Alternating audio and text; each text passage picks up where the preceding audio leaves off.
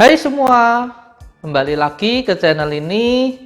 Ini adalah konten pertama di channel ini.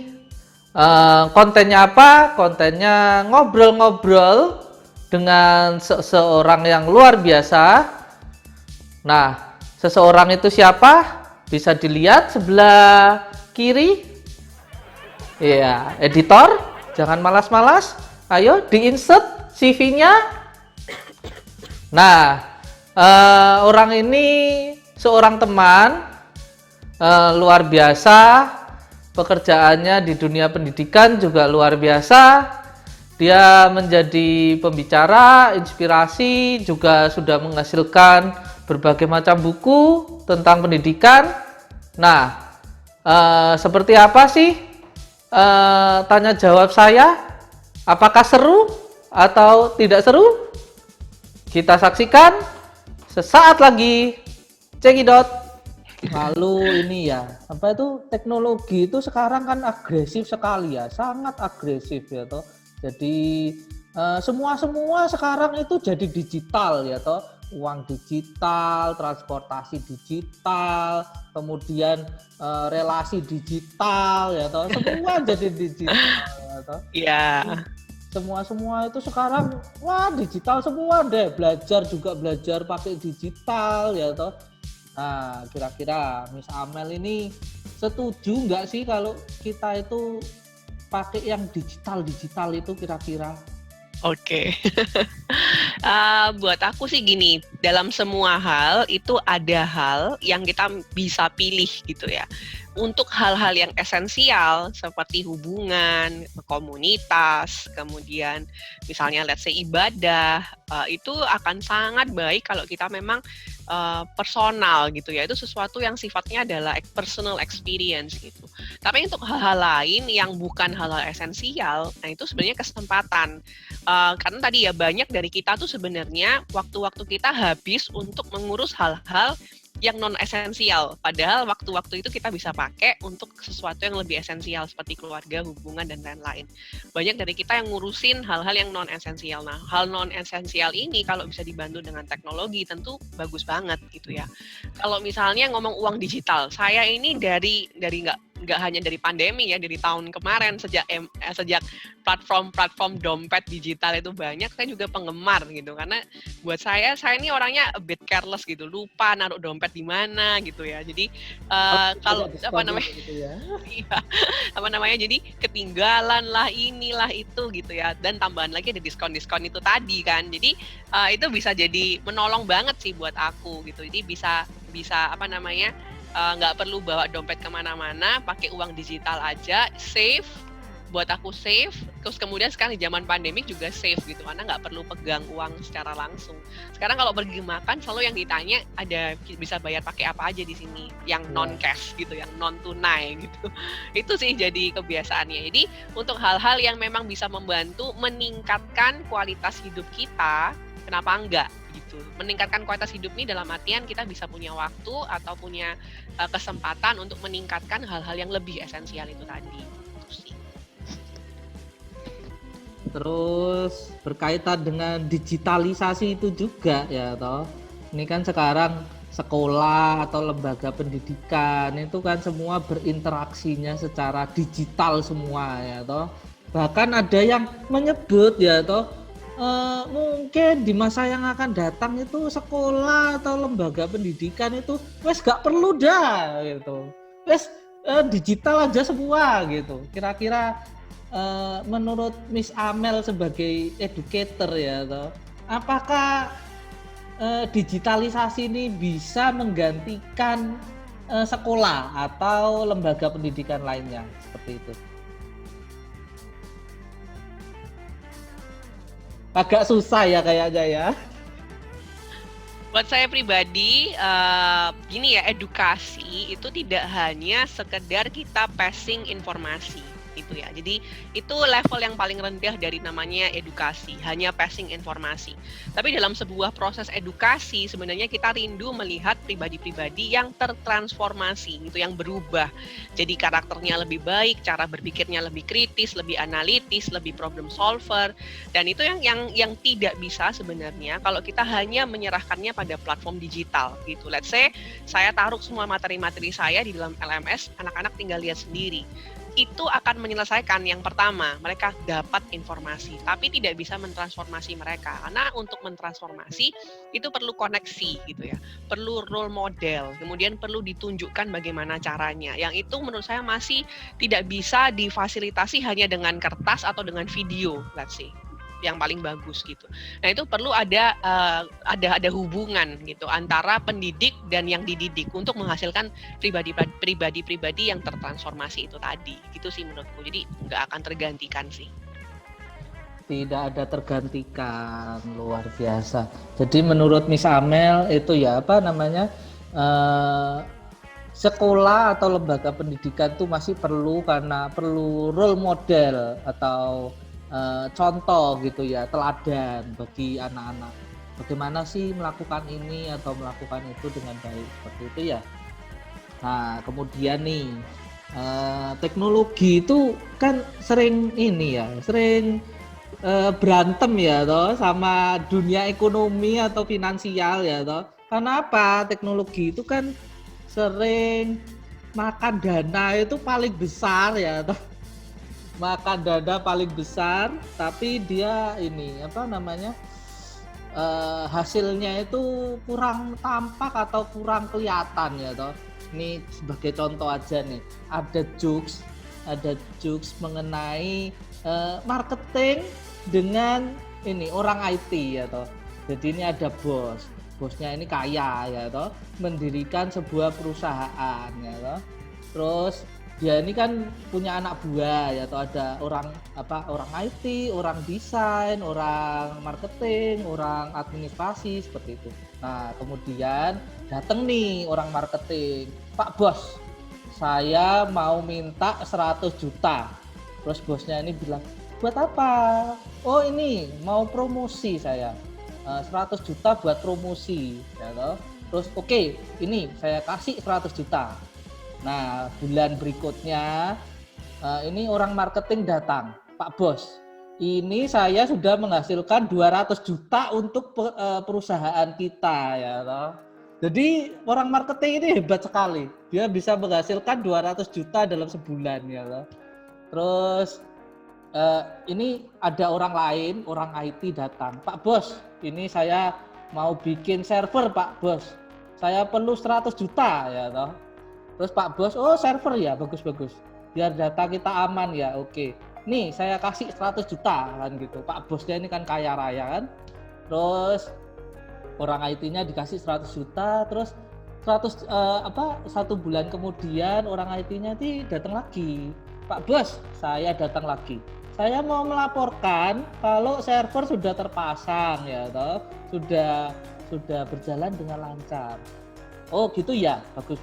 Pak Bosnya bilang gitu, bagus. Tapi Pak Bos, ini saya perlu dana maintenance 10 juta lagi. Jadi minta uang lagi Pak Bos, 10 juta buat biaya maintenance." Jadi ya gitulah kira-kira ya. Jokesnya itu cukup mengerikan sebetulnya ya. Jadi satu sisi orang marketing itu kan penghasilannya kelihatan kan, 200 juta dalam 1 bulan. Yang sisi satunya, yang sisi IT atau teknologi, wah makan biaya terus dia ya toh. Terus hasilnya juga kurang kelihatan gitu. Kira-kira gimana nih buat Miss Amel ini? Mungkin pernah dengar istilah price is what you pay, value is what you get gitu ya. Sebelum seseorang itu untuk dia propose untuk beli teknologi yang mahal, nah itu harus jelas dulu value apa yang sebenarnya sedang ditarget untuk dibeli gitu. Jadi buat saya, misalnya nih menggunakan handphone atau smartphone harga 3 juta itu mau dipakai buat apa? Sementara, ada yang baru nih, aku mau beli yang baru, harganya let's say 9 juta. Nah, 9 juta tuh biaya yang kita keluarkan, tapi value-nya itu apa? Kalau misalkan hanya untuk untuk messaging, hanya untuk foto teman-teman, foto keluarga gitu ya, di mana HP 3 juta atau 2 juta bisa lakukan, kenapa kita harus pakai yang 9 juta gitu ya. Jadi peningkatan pembelian atau cost yang kita keluarkan untuk teknologi harus sebanding dengan value yang kita sasar gitu. Value apa yang mau kita sasar dengan kalau kita majukan kepada atasan kita ngomong kita perlu ini, kita perlu itu. Sama gitu, kalau kita ngomong aku mau beli handphone harga 9 juta, value apa yang teman-teman sasar sebenarnya dari handphone 9 juta itu?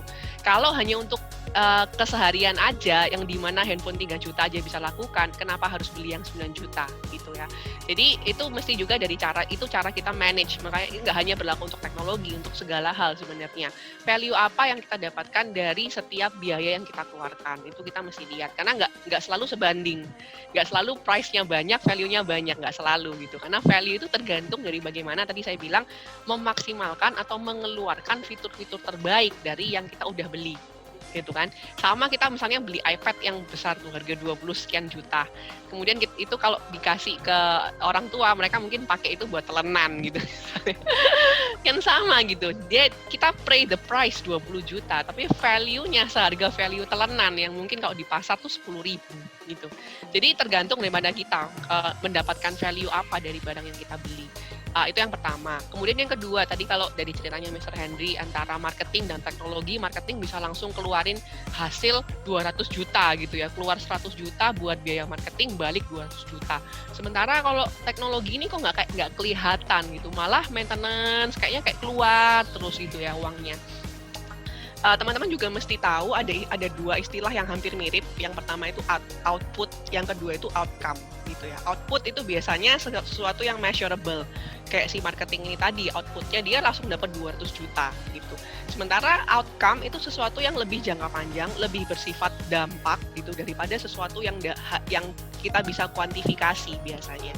Jadi yang perlu, kalau saya adalah atasan, mungkin saya mesti lihat gitu dengan penambahan server dan maintenance ini, apakah let's say efektivitas kerja jadi lebih meningkat, apakah komunikasi lebih baik, mengurangi miskomunikasi, mengurangi proses-proses troubleshooting misalnya, itu sebenarnya juga adalah hasil gitu.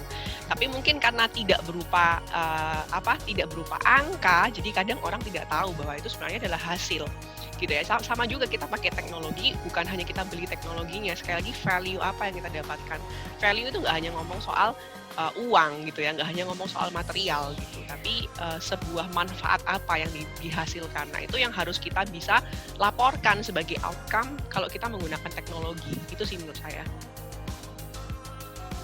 Wow, jadi intinya yang penting itu value-nya daripada price tag-nya ya. Price tag-nya itu cuma harganya aja, tapi yang penting itu nilai-nilai di dalamnya ya toh. Kalau cuma beli cuma pakai buat SMS atau foto-foto doang, beli HP yang murah aja ya toh. Jangan beli iPhone ya toh. Yap. Sesuaikan dengan kebutuhan Anda, saudara-saudara. Gitu.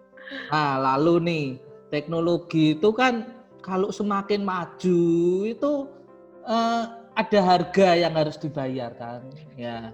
Nah, harga yang harus dibayar itu kan kadang-kadang nih nggak murah ya toh. Kadang-kadang tuh perlu keluar biaya lebih besar ya toh. Meskipun price tag itu tidak terlalu penting tadi katanya, tapi kan untuk mencapai teknologi itu kan perlu keluar biaya juga pastinya. Nah itu kira-kira kalau Miss Amel nih, menurut Miss Amel worth it nggak sih kita itu kalau kita beli barang yang mahal untuk teknologi yang bagus kira-kira? sekali lagi dikembalikan lagi kepada kebutuhan gitu ya, dikembalikan kepada kebutuhan, bukan keinginan ya. Bedakan kebutuhan dan keinginan. Jadi emang kalau memang sesuatu itu yang kayak tadi Mr. Henry contohnya, kalau kebutuhannya hanya SMS gitu kan, kita tidak perlu sebenarnya beli teknologi yang mahal. Tapi let's say misalnya Mr. Henry ini adalah customer service di sebuah perusahaan besar yang harus handle sekitar 5 juta konsumen gitu ya. Kemudian kita kan nggak mungkin mengerjakannya sendirian. Kita perlu sistem untuk bantu kita gitu ya. Gimana caranya customer service orang kalau kontak kita dia tetap dapat fast respon gitu kan, tanpa kita sendiri nggak overwhelmed dengan hal itu. Tentu kita bisa dibantu dengan sistem atau teknologi gitu. Jadi semua terkembali lagi sama kayak tadi saya mention di pertanyaan yang sebelumnya, bahwa price dan value itu sangat bagus untuk saling mengikuti. Bahkan kalau bisa value itu jauh lebih besar daripada price yang kita bayar.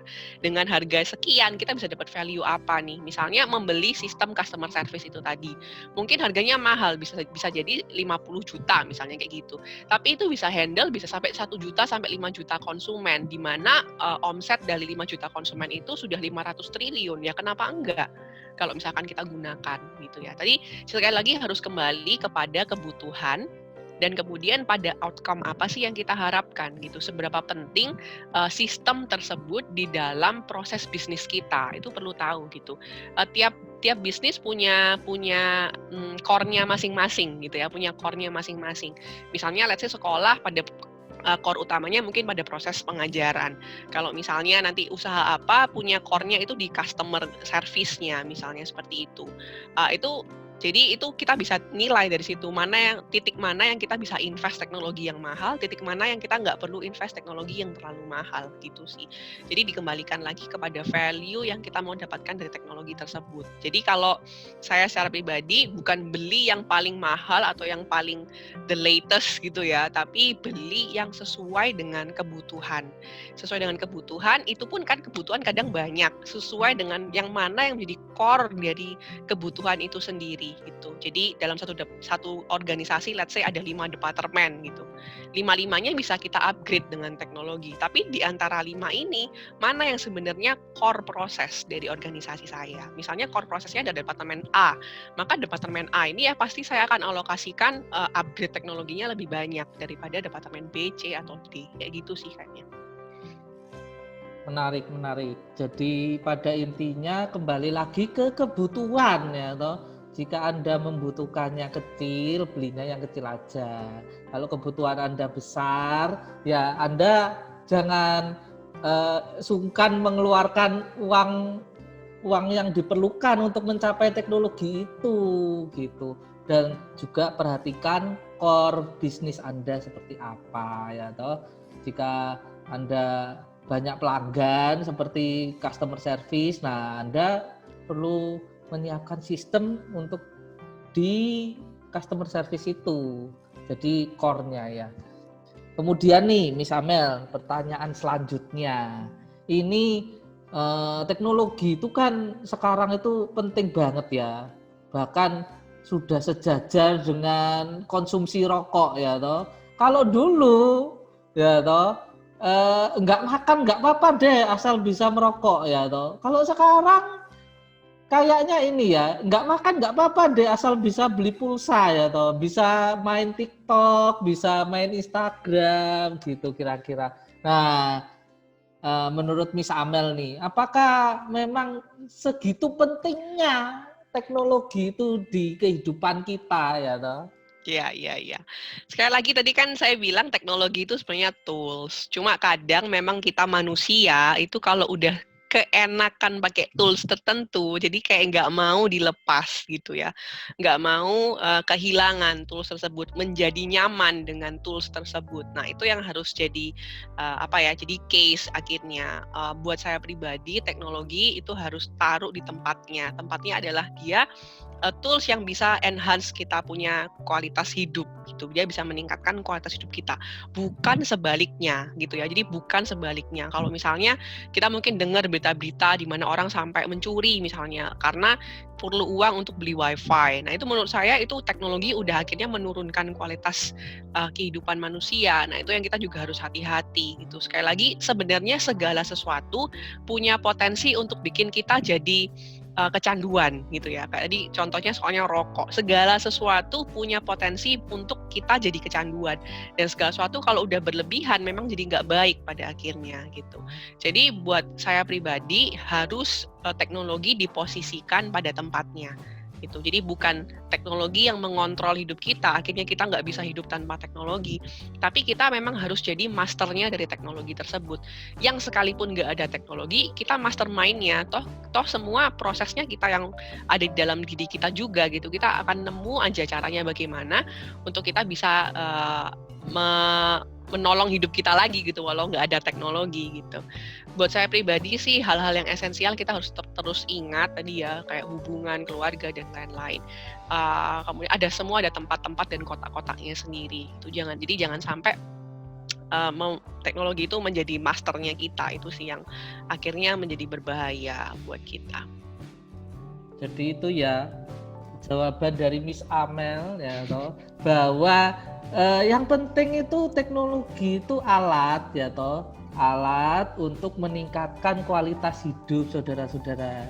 Jadi jangan Anda gunakan teknologi ya toh semau-mau Anda ya toh, perhatikan relasi, kemudian hubungan antara manusia ya toh. Jangan Anda main HP sendiri ya toh. Tidak melihat lingkungan Anda harus belajar itu ya, saudara-saudara. Nah, terus nih ada yang bilang nih, teknologi itu jangan tinggi-tinggi lah ya toh, 4G aja cukup dah ya toh. Kita juga belum perlu yang 5G ya toh. Sedangkan nih negara lain, Amerika, Korea itu sudah 5G ya toh. Jadi download film atau download apa gitu yang bergiga-giga itu ya toh sekarang sudah lebih cepat. Tapi ada juga yang bilang nggak perlulah, ngapain ya toh, 4G aja sudah cukup, SMS aja sudah cukup gitu. Gimana nih menurut Miss Amel? 4G atau 5G ya? Kalau aku mungkin milih 5G ya. Tapi gini ya kalau sekarang ya. Iya masih. Jadi tapi gini ya teman-teman, Indonesia ini terkenal sebagai salah satu pengguna internet yang terbesar mungkin di Asia, 5 besar bahkan di seluruh dunia. Tapi penggunaan kita lebih banyak untuk sesuatu yang tidak produktif dan tidak kreatif. Maksudnya penggunaannya internet tersebut banyak sekali untuk kita habiskan di sosial media paling banyak gitu. Jadi belum kita gunakan untuk kayak Silicon Valley gitu ya, kita pakai teknologi untuk create something gitu, atau untuk memproduksi sesuatu yang bagus gitu, untuk meningkatkan kualitas dari bangsa gitu. Nah itu masih belum, jadi kita nih makainya besar, tapi makainya konsumtif gitu loh, bukan untuk sesuatu yang produktif gitu. Jadi buat saya pribadi, kalau suruh milih 4G atau 5G, secara personal memang 5G, tapi sekali lagi kita mesti kembali, kadang memberikan misalnya gini nih, smartphone 3 juta dengan 10 juta, mana yang kamu suka dan kamu pilih? Kita pasti pilih yang 10 juta gitu kan. Tapi kadang untuk kita memberikan kepada user itu kita perlu bertahap kasihnya gitu.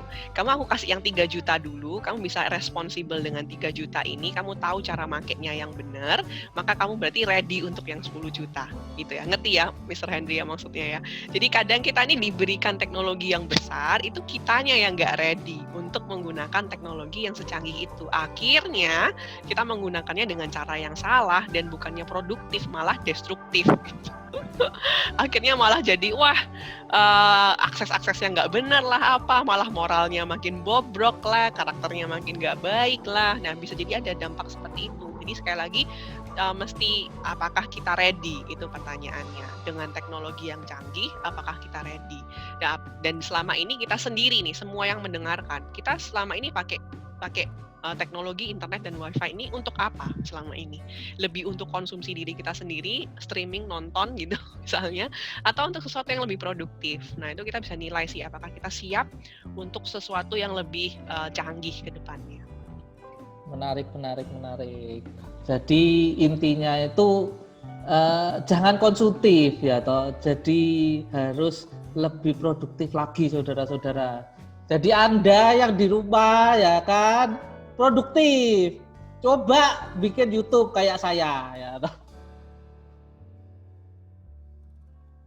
Jika konten ini berguna, jangan lupa like, subscribe, dan share kepada teman-teman Anda.